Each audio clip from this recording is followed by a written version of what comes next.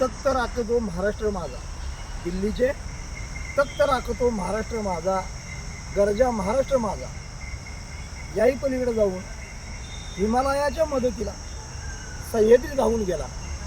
ही म्हण अशीच प्रचलित झालेली नाही. ही म्हण मराठ्यांच्या तेजस्वी आणि ओजस्वी इतिहासाची साक्ष देते. मात्र हल्ली आठवीच्या पुस्तकातून मराठ्यांच्या इतिहासाचा नकाशाच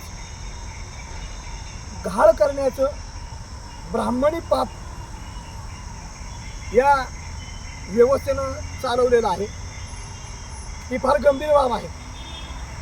त्या आजमावून पाहतायत. संभाजीराजांना बदनाम केलं, यांनी काय केलं? शिवाजी महाराजांना बदनाम केलं, यांनी काय केलं? राष्ट्रमाता राजमाता जिजाऊंच्या चारित्र्यावरती शिंपडे उडवले, यांनी काय केलं? इतिहासाची पानं बदलली, यांनी काय केलं? ते आजमावून पाहतायत आणि आम्ही झोपेचं सोंग घेतोय.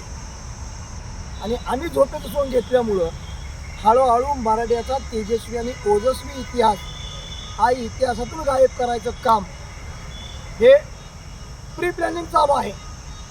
त्याची सुरुवात पुन्हा एकदा आठवीच्या पुस्तकातून झालेली आहे. आणि याच गोष्टीचं गांभीर्य ओळखून श्रीमंत छत्रपती शिवाजीराजे भोसले यांच्या वंशज आदरणीय वृषलीराजे भोसले यांनी या संदर्भात सरकार दरबारी न्याय मागण्याचा निर्णय घेतलेला आहे. मागणी योग्य आहे आणि याचं नेतृत्व राजघराणे करतायत. याच्यापेक्षा अभिमानाची दुसरी कुठलीच गोष्ट नसावी. किमान राजघराण्यामध्ये कोणतरी जागरूक आहे हे अधोरेखित झालेलं आहे.